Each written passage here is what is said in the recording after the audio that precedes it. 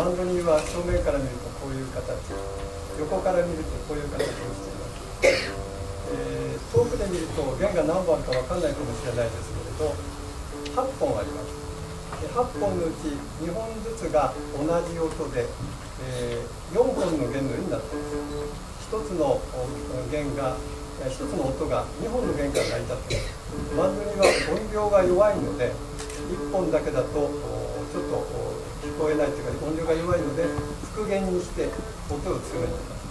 だから弾くときは、ハートをちょっと細長くしたようなこういう形の道具を使って弾きます。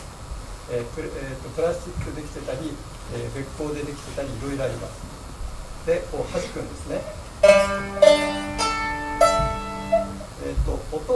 調弦はバイオリンと全く同じで、一番太いのがソ、その次がレ、その次がラ、一番高い音がミです。でこういうふうに弾くものがあれば、これを繰り返早くしていくと。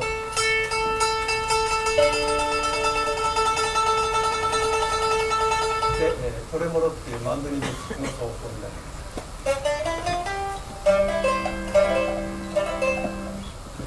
これが、マンドリンの一番でもないですけど、低い方を担当するマンドロンチェロという楽器です。